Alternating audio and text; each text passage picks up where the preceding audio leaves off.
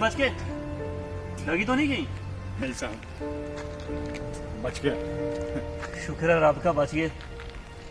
साहब नमस्ते। नमस्ते साहब, कुछ मदद कीजिए ना। मदद? हाँ साहब। कहाँ रहते हो?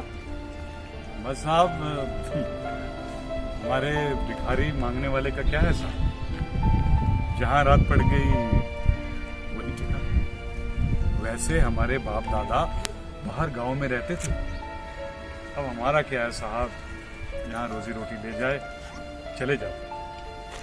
और कितने लोग हैं आपके साथ? बस साहब, मैं हूँ और मेरा एक 5 साल का बेटा है। कुछ साल पहले मेरी बीवी भगवान को प्यारी हुई। बस साहब क्या बताऊँ, बहुत मुश्किल से बच्चे को कहीं पाल पाते। तो बेटा क्या करता है? अरे साहब, भिखारी का बेटा क्या करेगा? भिखारी का बेटा कोई कलेक्टर तो नहीं बनेगा, वो भी मेरी तरह बस दर दर भीख मांगता है। वैसे तुम्हारा नाम क्या है?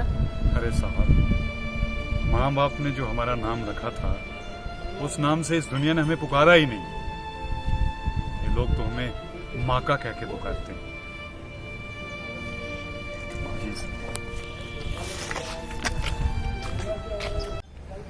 वैसे भीख मांगने के लिए काफी मेहनत करनी पड़ती होगी। अरे हाँ साहब, दर दर भटकना पड़ता है।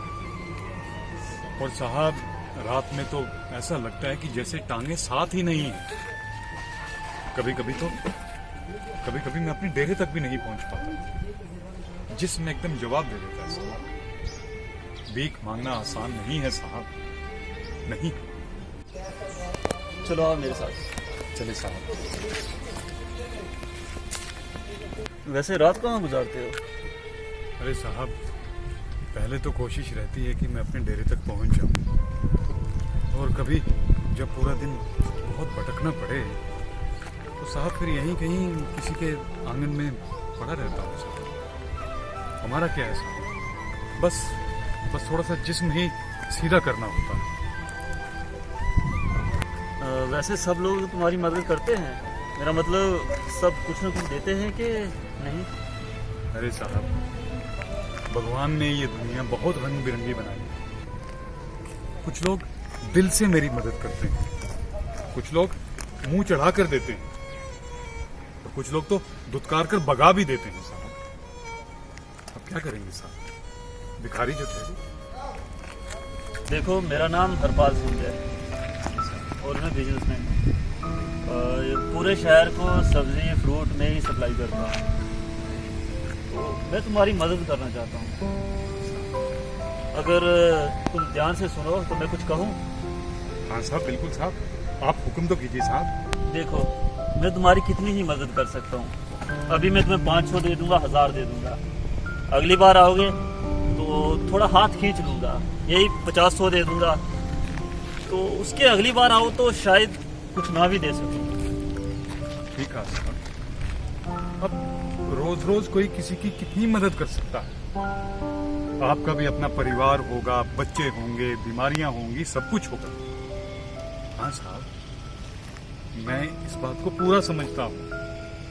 देखो, इसलिए मैं चाहता हूँ कि मैं तुम्हारी मदद कुछ इस तरह से करूँ कि तुम मुझसे भीख नहीं बल्कि अपना हक मांगो, और सर झुकाकर नहीं, सर उठाकर मांगो। अरे नहीं साहब, अरे साहब, तौबा तौबा तौबा, ये आप क्या कह रहे हैं? मैं और आपके सामने सर उठाकर मांगो? अरे नहीं साहब, ऐसा नहीं हो सकता। अरे भाई, हाथ क्यों जोड़ रहे हो? देखो, ये गाड़ियाँ, ये सब्जी मंडी, ये सब मेरा ही है। तो मुझे बस जरूरत है एक अच्छे, सच्चे और ईमानदार आदमी की। साहब, मैं कुछ समझा नहीं। सब समझ जाओगे। फिलहाल तुम कल से काम पर आ जाओ।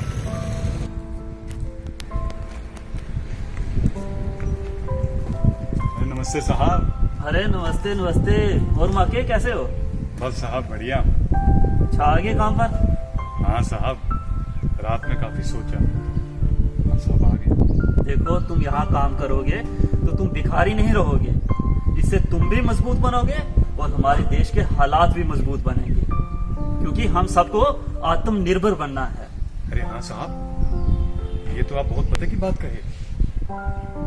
बिल्कुल साहब, मैं हर काम के लिए तैयार हूँ। लेकिन साहब, मैंने आज तक ना जाने कितने लोगों से भीख मांगी, लेकिन आप जैसी भीख किसी ने नहीं दी कि जिससे मेरे वजूद पर से भिखारी का लिबास उतार कर एक जिम्मेदार, एक आत्मनिर्भर शख्स का लिबास पहनाया जाए।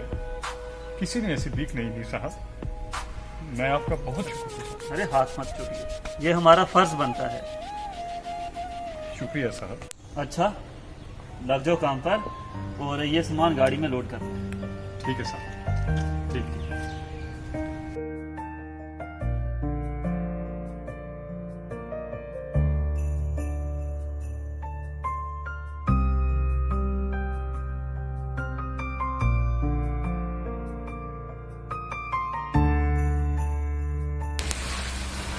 देखो मौके भाई, अगर इसी तरह से मेहनत से लगन से काम करोगे ना तो मेरे भाई बनकर रहोगे। अरे साहब, मैं अपना खून पसीना लगा दूंगा। जैसे आपने मुझ जैसे भिखारी को इतना जिम्मेदार बना दिया, अब मैं कोई कमी नहीं छोड़ूंगा। देखो माता, मैं चाहता हूँ कि आज जिस मुकाम पर मैं हूँ, कल को तुम भी उस मुकाम पर पहुँचो, मेरी जगह तुम संभालो।